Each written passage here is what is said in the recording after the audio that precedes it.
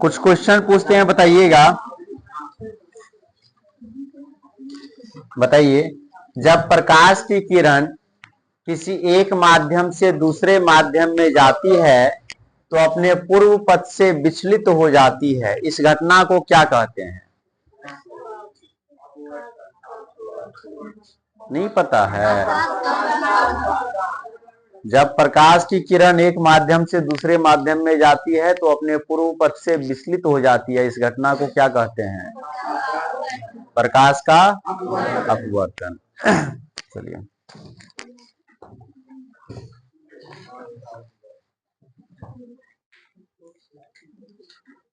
बताइए, निर्वात में प्रकाश की चाल कितनी होती है? 3 लाख किलोमीटर प्रति सेकंड। पानी में प्रकाश की चाल 2.5 लाख।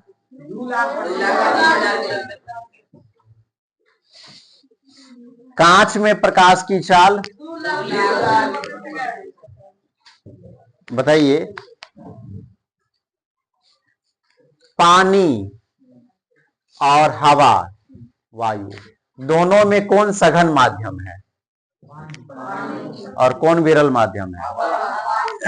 अब बताइए, प्रकाश की किरण जब विरल माध्यम से सघन माध्यम में जाती है तो क्या होता है? और प्रकाश की किरण जब विरल माध्यम से सघन, क्या बोले?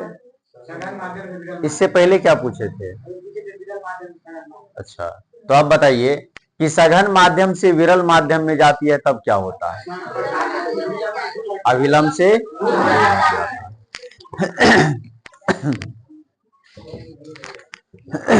आपको पता है कि प्रकाश का अपवर्तन क्यों होता है?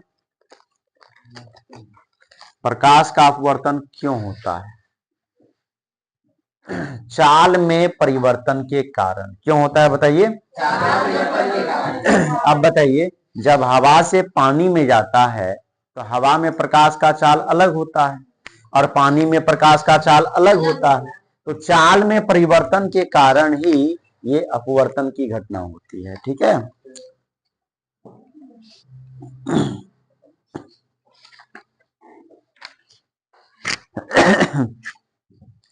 अच्छा बताइए, आपतित किरण किसे कहा जाता है?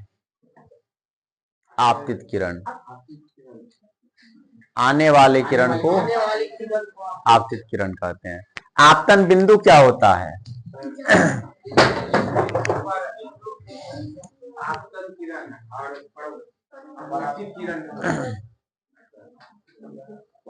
बताइए आप, आपतन बिंदु।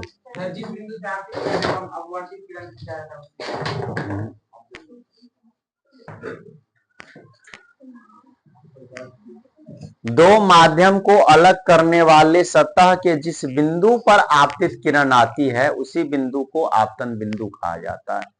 अच्छा, अभिलंब किसे कहते हैं, बताइए। अभिलंब, आपतन बिंदु पर खींचे गए लंब को अभिलंब कहते हैं। अपवर्तित किरण किसे कहा जाता है? अपवर्तन के बाद जाने वाले किरण को अपवर्तित किरण कहते हैं। आपतन कोण क्या होता है?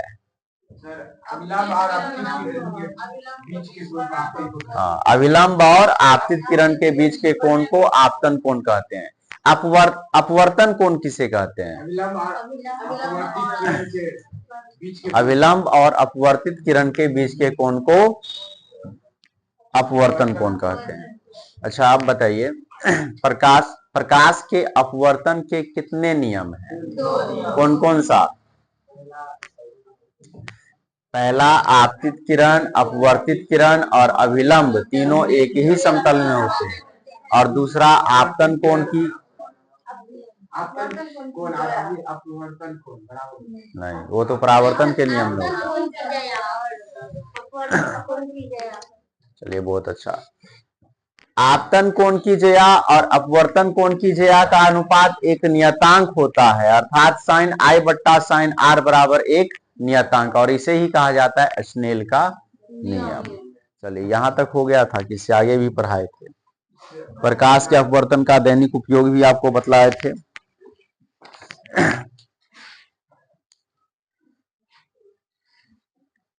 और भी बहुत सारा कुछ पढ़ाए हुए हैं आपको। अभिलंब आपतन पढ़ाए हुए हैं। पार्श्विक विस्थापन क्या होता है बताइए? पार्श्विक विस्थापन आपतित किरण और निर्गत किरण के बीच के लंबवत दूरी को पार्श्विक विस्थापन कहा जाता है। हवा का अपवर्तनांक कितना होता है?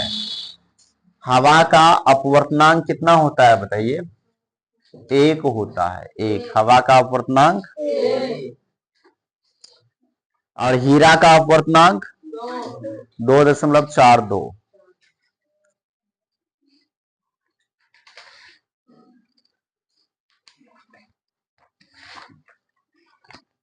चलिए आज पढ़ाने वाले हैं प्रिज्म।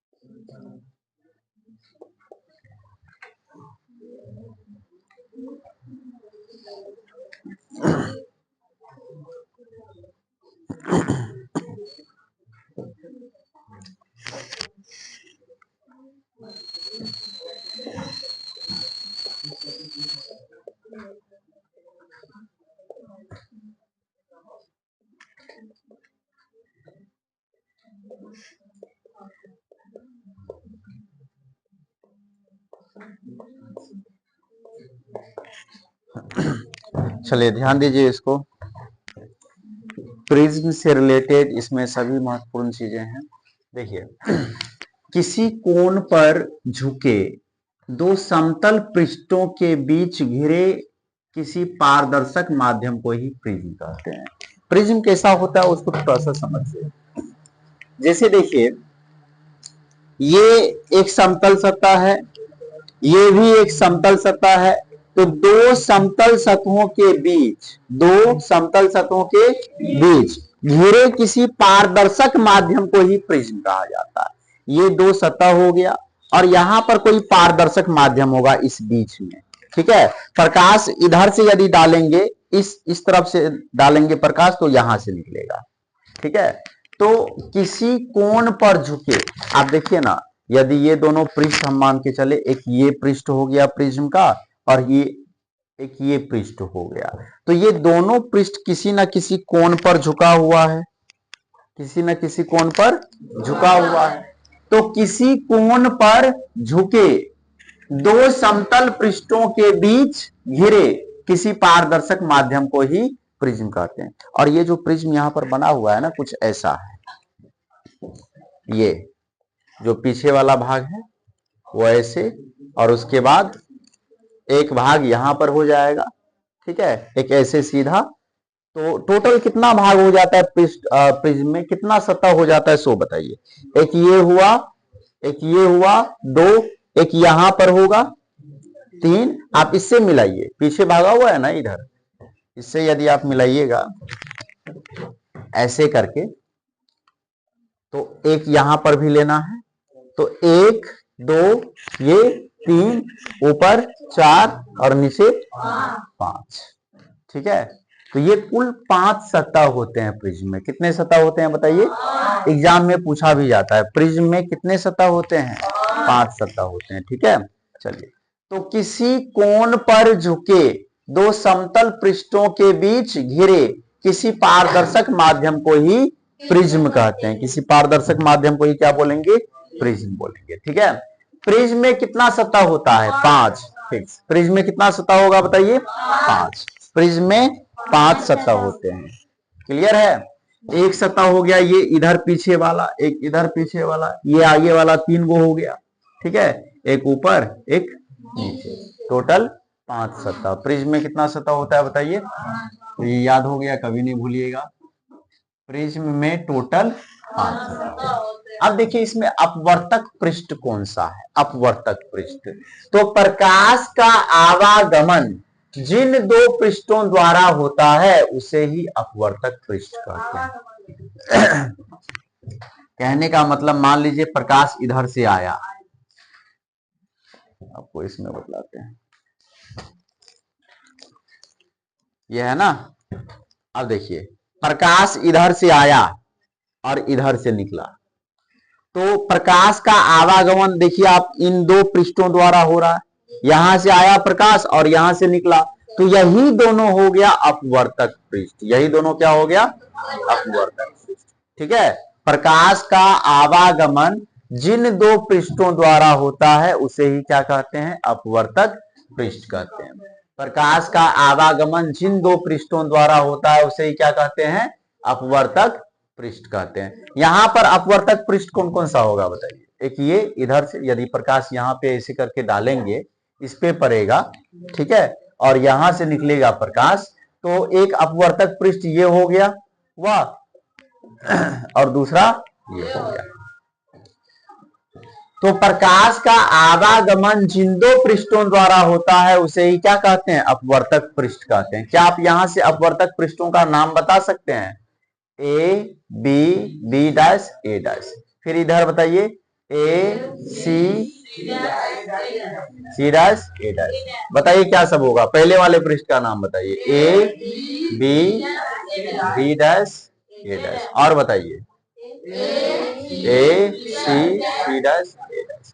ये दोनों क्या है बताइए? अपवर्तक पृष्ठ है, प्रिज्म का अपवर्तक पृष्ठ। यहां से सबसे महत्वपूर्ण क्वेश्चन आपका यही बनता है कि प्रिज्म कितने सतहों से घिरा होता है। तो टोटल 5 सतह से, कई बार एग्जाम में पूछा हुआ क्वेश्चन है। ठीक है, चलिए, उसके बाद प्रकाश का आवागमन जिन 2 पृष्ठों द्वारा होता है उसे क्या कहते हैं? अपवर्तक पृष्ठ कहते हैं। ठीक है, क्या कहेंगे उसे? अपवर्तक पृष्ठ कहते हैं।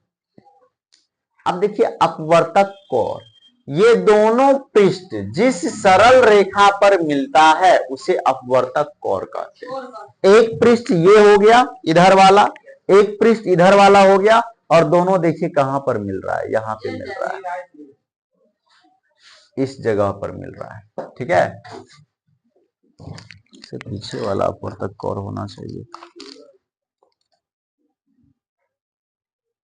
ए डैश, हाँ नहीं, ये होगा, ये वाला जो है ना बीच वाला, ए और ए डैश, यही क्या है? अपवर्तक कोण। ठीक है, इसमें आप बताइए कौन सा है अपवर्तक कोण? बीच वाला ये लाइन, यही है अपवर्तक कोण।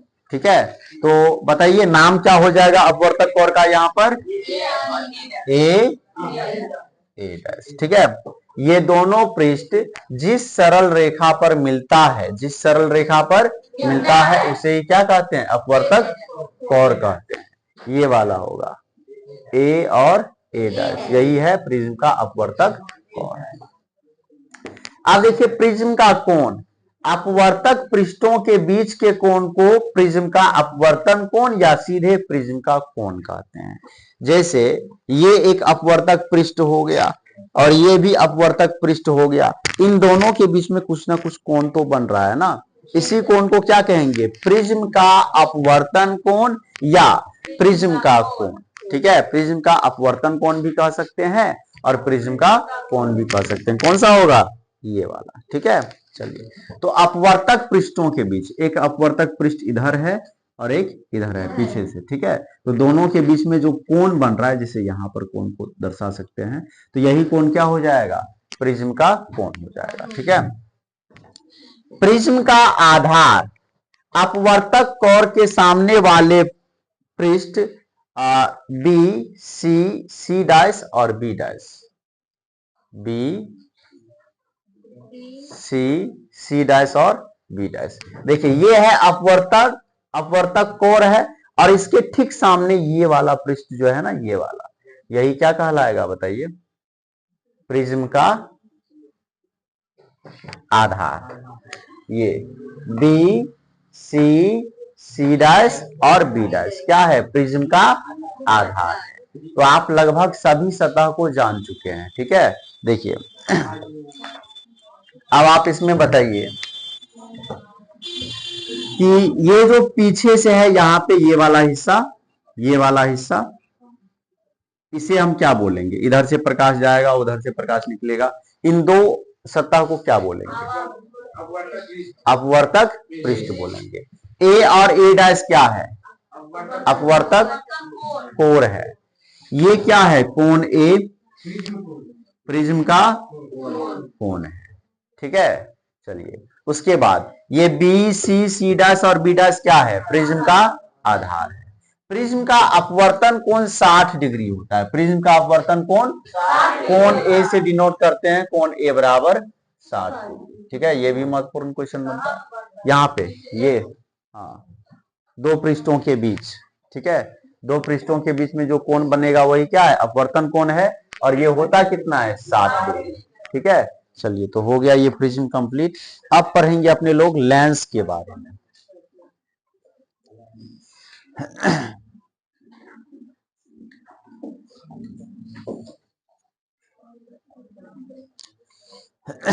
तो लेंस आज पढ़ा दें या कल, कल पढ़ा देंगे लेंस।